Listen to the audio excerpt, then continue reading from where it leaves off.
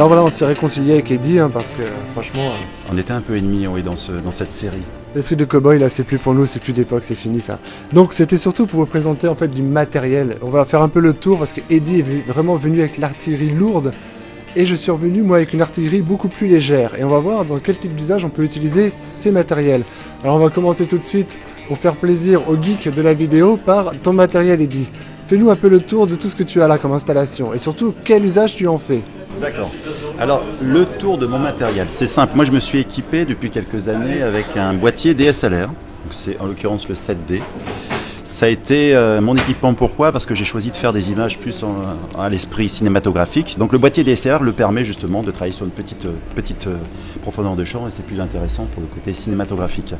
Donc, qu'est-ce qu'il y a autour du boîtier ? Parce que pour faire de la vidéo, c'est un peu plus compliqué que pour la photo. Il faut rajouter des accessoires autour, sinon on a un problème avec le son, avec la lumière, et tout ça est important. Donc, j'ai équipé de mon boîtier de divers objectifs. Celui-ci, c'est un 70-200 mm, donc pour aller vraiment loin, pour aller capturer des moments et des instants magiques en étant un peu plus loin que le sujet. En général, on utilise une faible profondeur de champ au cinéma. On a un arrière-plan flou et un premier plan flou. Et de ce fait, la partie de net est très petite. C'est ce qu'on appelle une faible profondeur de champ. C'est ce qui permet d'isoler justement le sujet qu'on filme dans l'image. Et généralement au cinéma, on utilise cette technique pour justement mettre en avant un visage, des yeux ou un personnage plutôt que l'autre. Est-ce que tu peux continuer un peu le tour de tous les accessoires qu'il y a autour ? C'est juste impressionnant. Alors, j'ai un petit moniteur qui est le... Je le tourne un petit peu.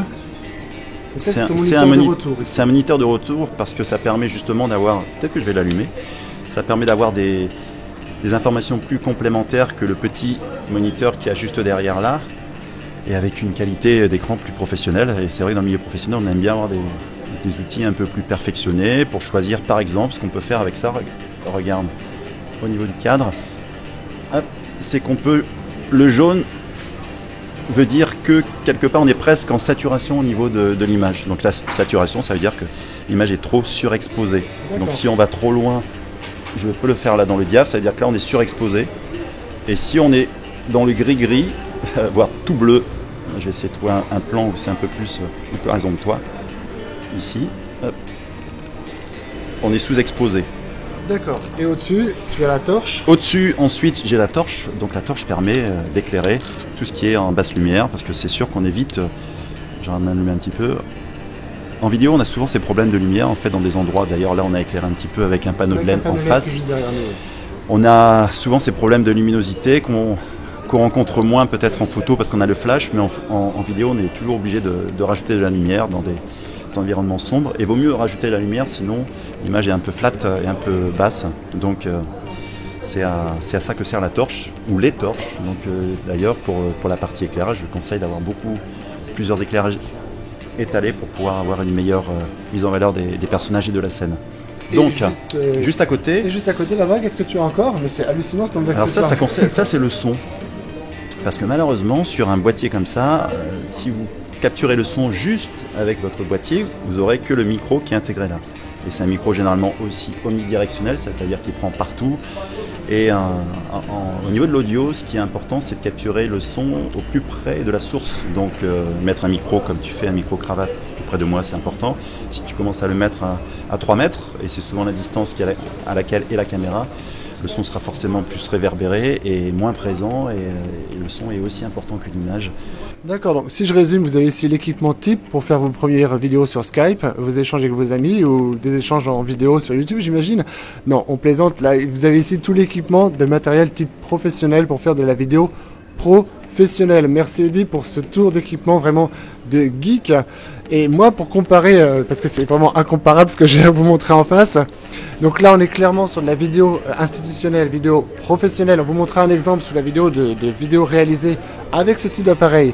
Et là maintenant, ce que je vais vous montrer moi, de mon côté, je vais vous faire rapidement le tour de ce que l'on peut utiliser pour faire de la vidéo vraiment sur YouTube, donc de la vidéo de contenu. Alors, comment ça marche? C'est simple, j'utilise simplement mon iPhone ici. Il y a mon iPhone qui est enfiché dans une coque en métal, il y a la référence juste en dessous de la vidéo. Donc cette coque en métal, elle a également de quoi pouvoir visser tout l'équipement ici. Je peux le visser sur plusieurs trépieds.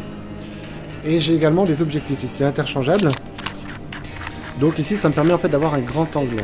Et ça, c'est super pratique parce qu'il y a une vraie frustration avec les petits smartphones.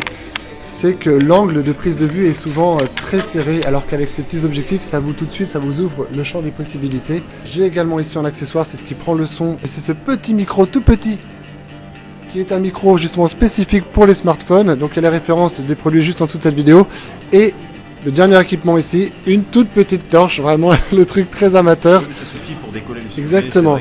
Ça apporte un vrai petit plus. Donc voilà, le message clé, alors c'était déjà de nous faire plaisir pour faire un tour complet pour les geeks qui aiment le matos vidéo, qui aiment se faire plaisir en vidéo. Et là, clairement, on a l'équipement typique d'un vidéaste professionnel pour faire de la vidéo professionnelle. Et là, vous avez le petit équipement d'amateur pour faire de la vidéo de contenu sur YouTube, et c'est avec ça qu'il faut commencer. Il ne faut surtout pas aller vous amuser à acheter des milliers d'euros d'équipement pour faire de la vidéo de contenu sur YouTube. Voilà, c'est le message clé qu'on voulait vous transmettre, et surtout, on s'est fait super plaisir en faisant une petite ambiance western. Merci beaucoup Eddy, salut!